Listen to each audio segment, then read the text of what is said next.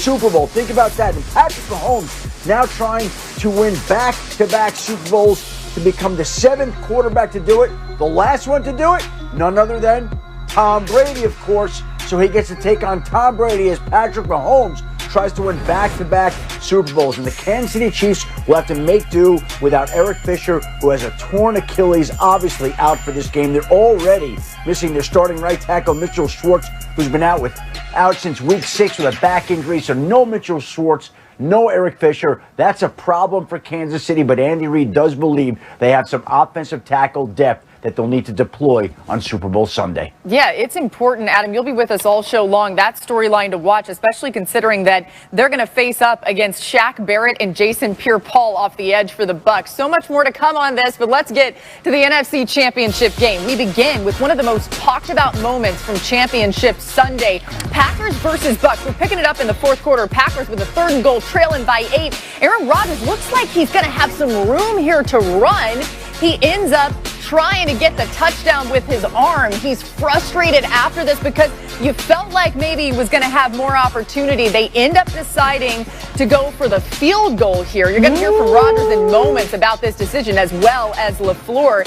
And they make that, so that means Packers trail 31-26. But then the Bucs get the ball back, and this is 3rd and 4. Tom Brady to Tyler Johnson. Incomplete, but look at the flag there. Kevin King gets called for pass interference, giving Tampa Bay a first down. And both Matt LaFleur and Aaron Rodgers not thrilled with that call. You see Rodgers there making a case to the ref that Bucs drive would continue. And later in the drive, Godwin gets the handoff, picks up that first down that seals the victory. Here's LaFleur and Rodgers about the call to kick the field goal. We essentially had 4 timeouts with the 2-minute warning. And, you know, we knew we needed to get a stop. And I thought we were going to have a stop there at the end, but, you know, we got called for the PI. And it didn't work out. Well, I didn't have a decision on that one.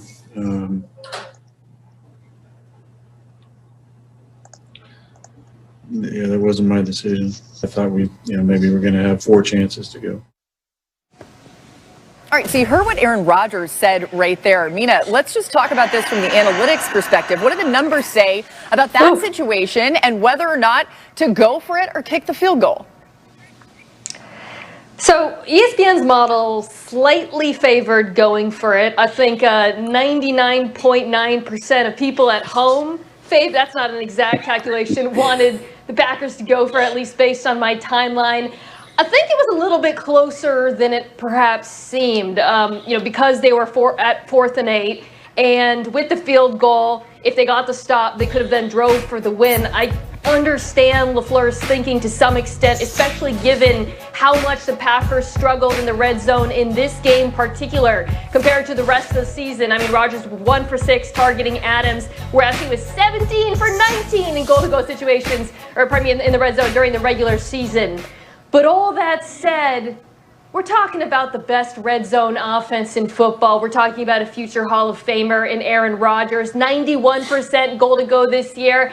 I think you got to go for it. And then if you don't get it, you can get the stop and try to tie the game. I don't think it was as objectionable perhaps as some people, but if it was me, Marcus, I would have relied on Rodgers and gone for it. Yeah, Marcus, people got really upset about this, as you might imagine. And as Mina pointed to, it really was like 99.9% of people thought that they should have just gone for it there. What did you make of this particular situation and the moments leading up to it, right?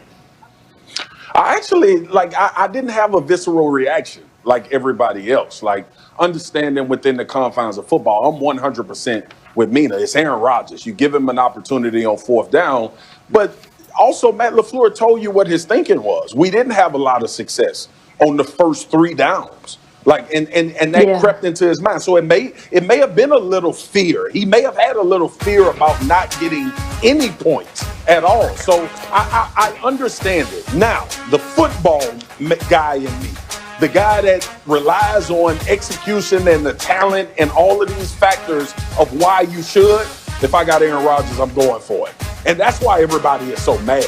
Really, everybody is angry because Matt LaFleur has Aaron Rodgers as a quarterback, and he decided not to give him an opportunity to put the football in the end zone. You know what Matt LaFleur didn't have, Marcus? His starting left tackle, arguably the best left tackle in the NFL, in David Bakhtiari.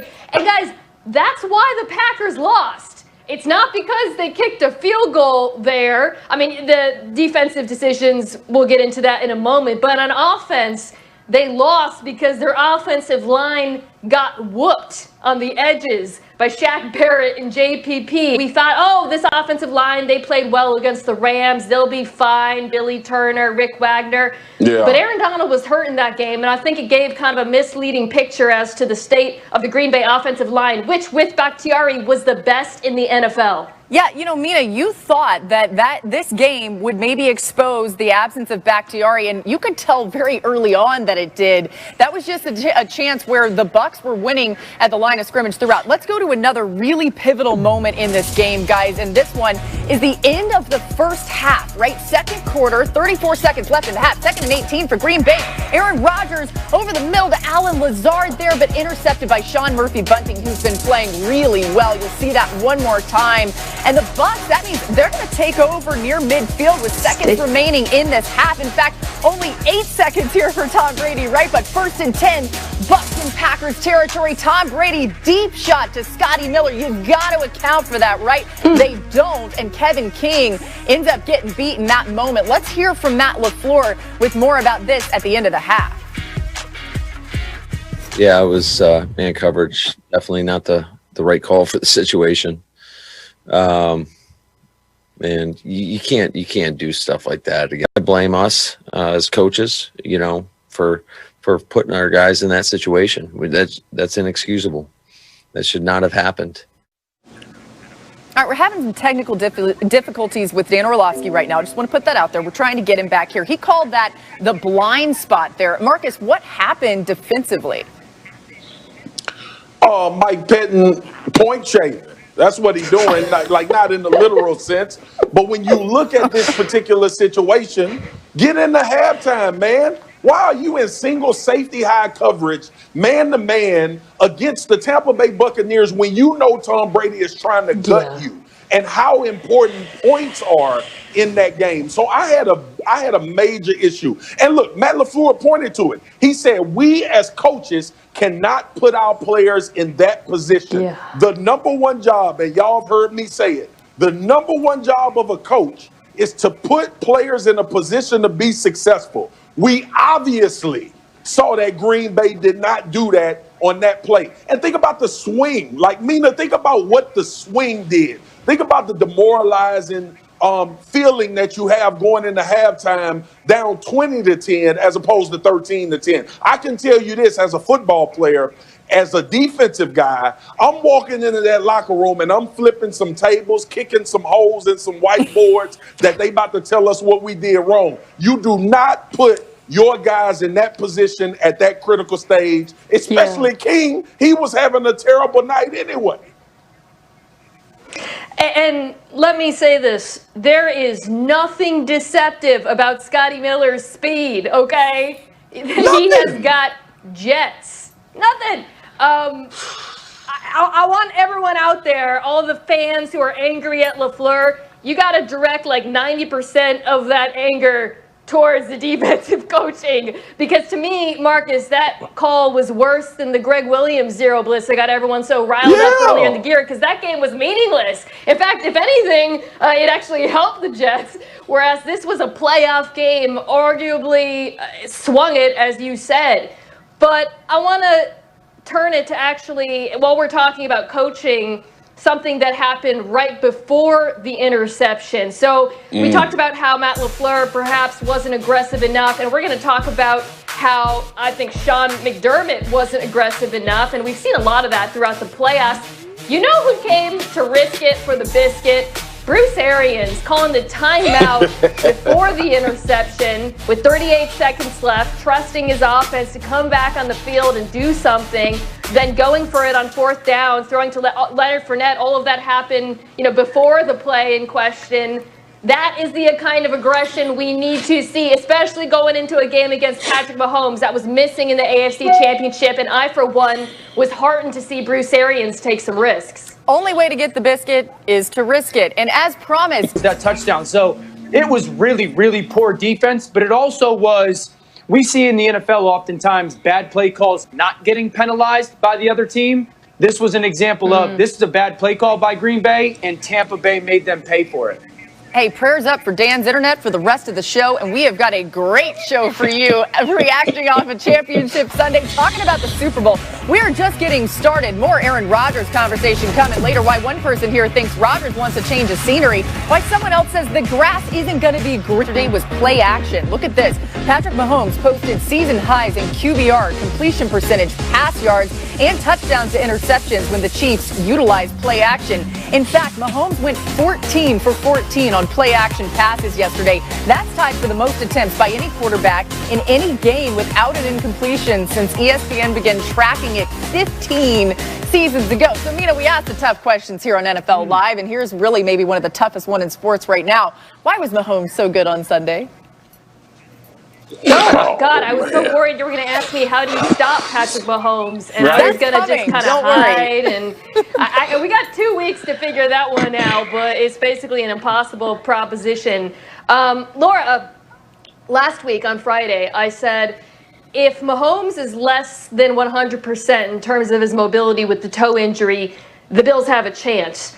About 3 minutes into this game, I was like, nope, all right, well, because he looks fine on his feet. He was booting out, and, you know, actually they had him booting out a little bit more than I thought, but it's not like Josh Allen or Lamar Jackson where he's an explosive play waiting to happen with his legs. It's the subtle movements inside the pocket, his ability to elude pressure. I can't even count the number of times the Bills got a free rusher, or at least should have put a hit on him, and he just dodged his way out of a sack. It's a huge part of what makes him so special, and coupled with his arm talent, it makes him next to unstoppable when he's 100%. Yeah, I think a big thing for me, is like how he does the ungraceful so graceful. I mean, you talked about some of those free runners that were coming at him yesterday, and I'm like, well, that's a good win for the Bills. And it's like, no, I can just make you miss and create a completion. Third down. I mean, look at this. Buffalo's going to get a great blitz off the edge, and that guy's going to win. He's going to come unblocked, and Mahomes is like, all right, I got to get this ball to my hands. I'm hot. And they drop down and cover the hot, and you're like, all right, perfect. We got a free runner. And Mahomes is like, watch this gracefulness of this pump fake. It's not there. Dip underneath, conversion to Kelsey. Very next play, they're going to call a shot, and Buffalo's going to be like, all right, we're going to take our pressure off the backside edge. Again, if you're Leslie Frazier, like, perfect. I get my free runner on Patrick Mahomes, and somehow he makes this guy miss, dips around, sidearm throw, and like, just imagine, guys, that's 60 yards of offense, and it should have been 20 yards of negative offense. Right? Those hidden yards that I talk about. And so you're talking about this team that's got the most talented player in football in Patrick Mahomes. And we know Travis Kelce and Tyreek Hill and Mecole Hardman and everybody. And then they're the best coach team in football. I don't think that's disputable right now. And then they're the most cutting edge team in football. Laura touched on the play action and the pre-snap motion that they use. Like, they're indefensible when that kid plays that way. And let me just take it one step further. They're also doing it faster than everybody else. So it's happening so fast in front of you that it's like impossible to catch up with. Yeah. All right, Marcus, Mahomes was great, right? But it was something that Andy Reid did that got your attention yesterday. What was that? Yeah, no doubt. Andy Reid, Eric Bieniemy, Patrick Mahomes, everybody. When Mecole Hardman muffed that punt, all right, you could see down in despair, a young player at that. People have to remember, this is a young team as well. So he went to the sideline. You saw the emotion. You saw teammates walking up to him trying to encourage him. But there's nothing more encouraging for a jump shooter than when you pass him the ball again and tell him to take the shot. And Andy Reid and Eric Bieniemy made it a point to get Mecole Hardman the ball. They made a point to get him in the end zone. They told him in that moment, probably his lowest, this is the AFC Championship. He just muffed the punt and gave the Buffalo Bills an opportunity to get in the end zone. Andy Reid and Eric Bieniemy decides we gonna get Mecole Hardman confidence right back today in this game because it's going to pay dividends in this game and it may pay dividends in 2 weeks. That was unbelievable to me. Just something small that was hidden in the game. It's a good point. Patrick Mahomes also went up to him on the sideline, and you saw him saying, forget about it and move on, which he was able to do. But it also helps when your coach lets you forget about it, too. All right, let's get to Adam Schefter here because we were just talking about, Adam, the great coaching staff that the Chiefs have. Eric Bieniemy now coaching in a Super Bowl. Only one head coaching vacancy remains. It's in Houston. What's the latest?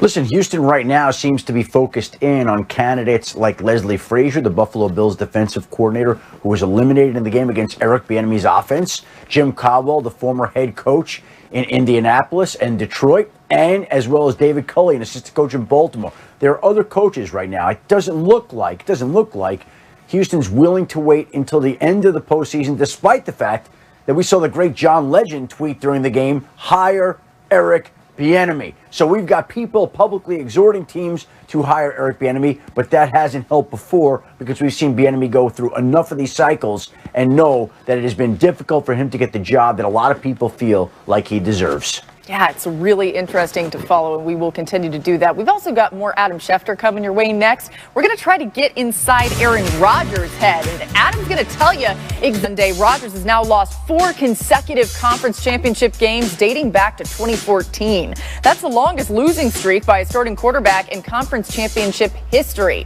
And how about this? Rodgers seemed uncertain about his future after the game. A lot of guys' futures that are uncertain, myself included. There's a lot of unknowns going into this offseason now.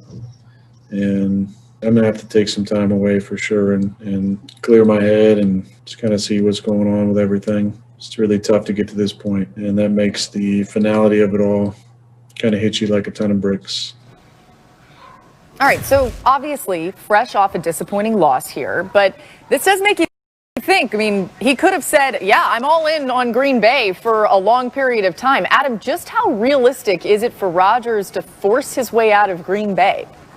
Well, we don't know. We know that he sounded like a man who was saying goodbye to Green Bay. We know he sounded like a man who needs some time away at this point in time. We know he's somebody that wants to sift through his thoughts and feelings. And we also know that he wasn't particularly thrilled with some of the decisions that the organization made during the offseason, most notably using its first-round draft pick on a quarterback to replace him. I think there's a lot going on there, and I think it goes both ways. I think there may be some people in the Green Bay organization who have eyes to move on. We'll see how this plays out. I think everybody needs to take a step back. But if Aaron Rodgers wants to move on with his life, then clearly it would be up to him to be able to do so. I don't know that the Green Bay Packers would willingly or wantingly go out and trade Aaron Rodgers. Then again, the Houston Texans wouldn't want to do that with Deshaun Watson either. But if Aaron Rodgers says, look, I'm not coming back to Green Bay, and let's keep in mind here that he is the union rep who was pushing for more players to have off-season workouts away from their facilities on their own. Let's keep in mind that if he wants to spend more time in California, where he grew up, in his home, which is about 20 miles from the Rams facility, he can push the issue and force the issue, but we'll see if he decides to do that. Adam's exactly right. Aaron Rodgers would have to be willing to force the issue the same way Deshaun Watson has to be willing to force the issue. Certainly Rodgers has the resources to do so because there's no way Green Bay wants any part of a trade.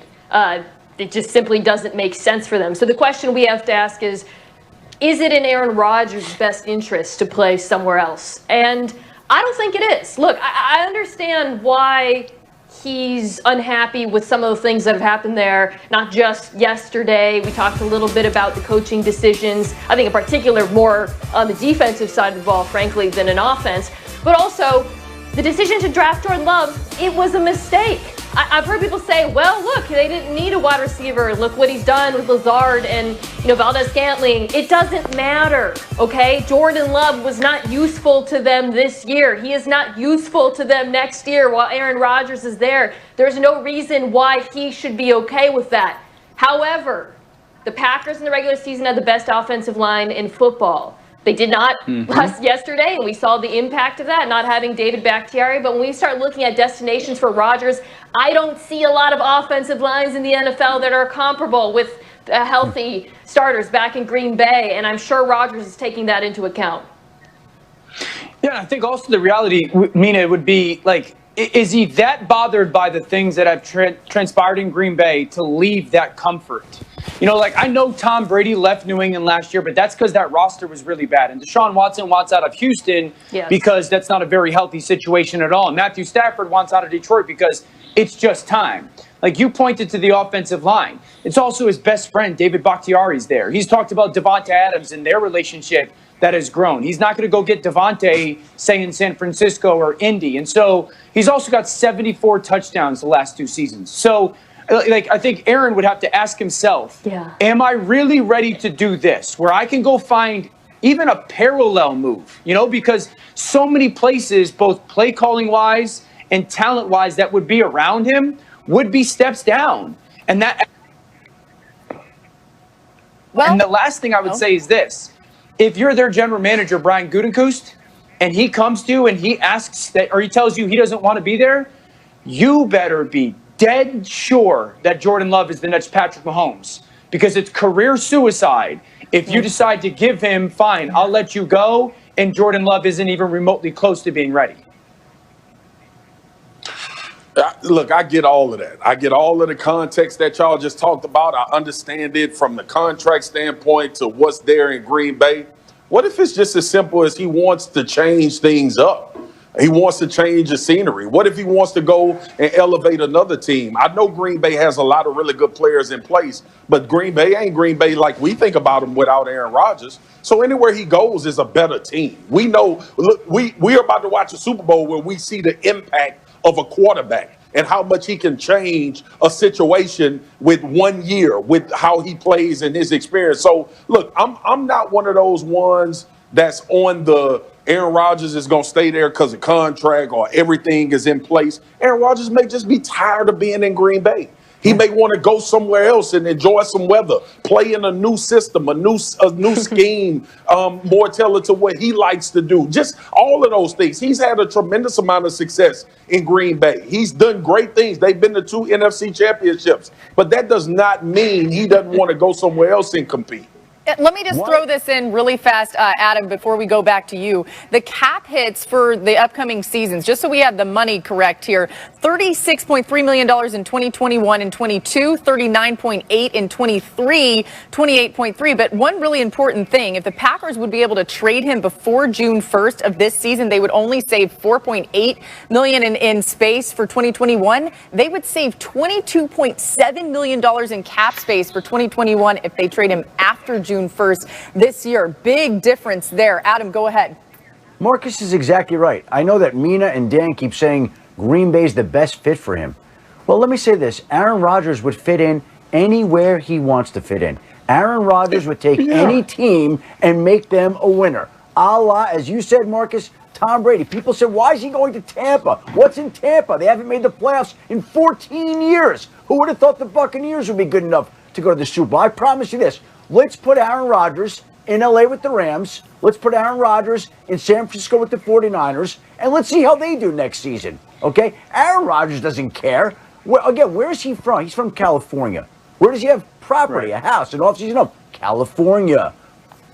Quarterbacks at teams out there in California, could they use Aaron Rodgers? Every team could use Aaron Rodgers. What does Aaron Rodgers want to do? And that's what we don't know. We don't know what he wants to do. But that matters here. Dan, go ahead. I agree, Shefty. We all know that Aaron Rodgers is great. I think that this would be such a both sides making incredibly gutsy decisions. Like, this would be a relatively gutsy decision by Aaron Rodgers to go, you know what? My 16 years, it's great, but I want out. And also for the Packers to oblige in many ways. Like, that's why I think it's different than Tom, because Tom was free. This would be both sides making incredibly gutsy decision for the now and the long term. All right, the good thing is we'll be able to talk about this all off season. And listen, you think that would be crazy? How about Adam dropping this bomb on us today? This is on his Twitter, a list of QBs that could possibly be on the move with teams this offseason. It's a real long list. And you know what? He tweeted this out the day after championship weekend so that we wouldn't be able to do an entire show on this. But don't you worry, Adam Schefter. We're going to have plenty of time to dig in the coming days. I like how you just kind of slid that one in there. All right, it's Monday, so you know what that means. We got big man balling from championship weekend. Marcus, are you ready or what? Yeah, Boogie, you know what time it is. I'm going to get the people what they've been waiting on all week. First season from Bills quarterback Josh Allen, but he ran into the Chiefs in the AFC Championship game, and thus his season is over. So much, though, to be excited about for Bills Mafia when it comes to the future of this team with Allen at the helm. Let's talk about yesterday, Dan Orlovsky. What went wrong for Josh Allen? I think, first of all, he went into this game, and it looked like it was him versus Patrick Mahomes. You know, like he was going to try to outplay Patrick Mahomes, and it was this heavyweight fight, and he was going to go try to knock somebody out in the first round in Kansas City. He was like, nope, you got to box us. And he was emotionally too high. And the second thing was they didn't have a good plan for pressure, which was shocking because Kansas City played them defensively the same way they did the first game. Yesterday, he was pressured 27 times dropping back. That's the most in a single playoff game since ESPN started tracking them. And while he's a great athlete and can make so many plays in those situations, I think his emotions were too high to handle the pressure intellectually the right way, to get the ball out and to just move on to another down or find a hot route or get a completion and force a tackle in the open field. So the fact that Josh went in trying to treat it as a one-on-one matchup and then their offense not having a good plan for when Kansas City did blitz them, it was too little too late for Buffalo's offense. Dan, you're right. I was actually surprised because I thought the Chiefs would be afraid to blitz Josh Allen again as much as they have because of how he's shredded it since then. But they were unafraid, and we got to give some credit to that unit and Steve Spagnuolo for what they did yesterday. Josh Allen kind of looked like his 2019 self to me. Unnecessary risk-taking, moved off his spot, had struggled reading the field at times. But I'm not upset at him. I want to take it out on someone else. Dan, you weren't on the show Friday, but Marcus was, and I conveyed, as forcefully as I can, a message to Sean McDermott, who has been fabulous all year, Coach of the Year candidate. I said, do not kick field goals against the Kansas City Chiefs. It's just one little thing. That's all I'm asking. Yeah. What did he do? Fourth and short, multiple field goals. I mean, people are bashing Matt LaFleur for 4th and 8, trying to win the game. Sean McDermott, what are you doing? I understand Josh Allen was struggling in this game, but Bruce Arians isn't going to make the same mistake. You cannot beat Patrick Mahomes kicking field goals. I don't know how many times we have to see teams fail this way. Yep, you wanted arrogance, and you didn't really get it out of Sean McDermott. All right, guys, it's time. Big man ballin'. Let's go. Y'all know what time it is. It's time to show the big fellas that's balling out on Sunday. Boom! Get off your feet, bro. Dump him on his head, big fella. Tiny violin. No, sir, you cannot pass go. Big man, touchdown. Hands, nobody catch it. Shout out to the XXL, triple XL fellas. I remember when I used to do that. You made big man ballin', big dog. We ball. I kept it strictly to the big dudes. Like, I like saying little men have a big man spirit, big man heart, but this is about the big fellas. Line of scrimmage. My man Ryan Jensen, the center for the Tampa Bay Buccaneers. He caught you carrying Clark, he caught you slipping. Look, I don't like doing this. This hurts me more than anybody being a former D-lineman. But when they get you bent up sideways, you go down. Look at Jensen dominate. Shout out to my man just Saturday. That's definitely going to be a pancake show. Look at this. This is a bad situation. Oh, Ryan Jensen, I like it, Lane. Vita Vea's back, Mina. We talked about his impact. You don't think this impact? Hey, you too small, bro. I got to throw you on the ground. Now, I know Aaron Rodgers is special and he made a play on this. But Vita Vea and this pressure up the center of the pocket, sit down, young man. Let me go where I'm trying to go. Do not stand in my way. Let me get to where I need to be. The big fella's back and he looks mighty healthy. and Shaq Barrett. I'm doing something different today on Big Man Ballin'. I'm actually show y'all the game within the game. My man Shaq Barrett with the jump. We all remember this sack, but I want y'all to pay attention to some intricate detail in D-line play. You see his head turn right here at 4. Watch this at 4. He's gonna look at the clock and he's gonna tell himself, Aaron Rodgers got to snap this ball. I'm gone. And it results in a sack. That's a big play. Not just coming off the edge, not just looking all good, being a great pass rusher. By the way, he's going to get a lot of money this offseason while we're having this conversation. Yeah. But the fact that he sees the game, he looks at the clock, determines that there is no more room for a hard count, no room for anything other than me getting off this rock. And that's what he did. That's the 3 big man ballers. They all come from the Tampa Bay Buccaneers. You know why? Because they dominated in the line of scrimmage. No doubt. Big men and big brains. Hey, bruh, you're too small. All right. Hey, guys, new on NFL Live right now. Check this out. We got a friend of the show here. Stephen A. Smith is tweeting us, guys. He says you better be careful what you're saying about Aaron Rodgers. I can just hear him right now. He's saying that bad man. By the way, Stephen A., you have an open invite to come on NFL Live anytime you want. Stay tuned for that. We'll get Stephen A. on the show soon. We got more coming your way, guys. Hey, 43 years old, no problem. Tom Brady headed to his 10th Super Bowl and have his magic moment in the Super Bowl for the 10th time and taking it back home to the Tampa Bay Buccaneers, where he'll play in this one. He completely turned around a team just 1 year, and it wasn't a normal offseason either. A lot of credit goes to Brady and this Bucs team. So, Dan, let's look at Brady on Sunday, though. What stood out to you from the 43-year-old quarterback? Laura, it looked like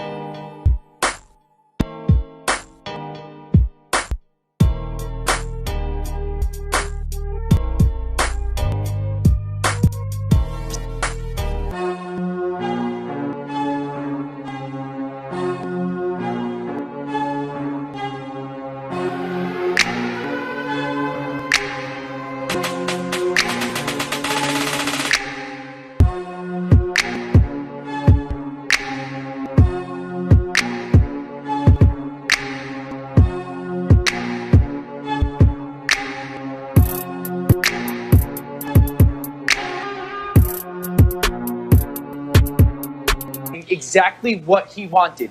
Pre-snap indicators, know what coverage is or what the pressure was before the ball ever came his way. Very nostalgic to watch him operate that way. It was awesome to see. And Laura, last thing, I got 2 absolutely fire breakdowns tomorrow of this offense tomorrow. 2. Oh, we can't wait.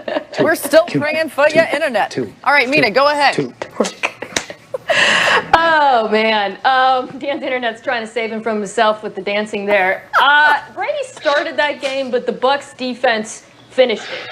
People were surprised around this time last year when he chose Tampa. Kind of came out of nowhere, and then they thought, well, it makes sense. Tampa has a lot of weapons. Mike Evans, great. Chris Godwin is great. You know what else they had? A top 5 defense in the NFL. You know who knew that? Thomas Brady. And I guarantee you that factored into his decision yesterday against Green Bay. That Bucs defense pressured Rodgers on 40% of his dropbacks. That is the most he has been pressured this season. They sent timely, unexpected blitzes. They controlled the line of scrimmage. Okay, they made big plays in the secondary. Todd Bowles coached a phenomenal game. He's been excellent all season. And to me, that was the story of this game. Yes, Brady made some incredible plays in the first half, but the second half belonged to the Bucs defense. And if they if they want to stand a chance against Kansas City, they're going to have to play similarly. Marcus, the question when Brady left New England was really more important about Bill Belichick and Brady. Like, who was actually more important in winning those 6 Super Bowls? So you thought that Sunday might end that discussion. Now that you can look at it in the rearview mirror, did it? You going here? Yeah. Yeah, before I comment on Brady Belichick, I'm gonna reiterate what Mina. The defense did win the game. It wasn't a part of it. They won the game for the Tampa Bay Buccaneers. There were still 3 interceptions thrown that only materialized 6 points from Green Bay's offense. So the defense won the game. Todd Bowles and that defense. Tom Brady and Bill Belichick has been the conversation. Who's responsible? Obviously, both of them are responsible.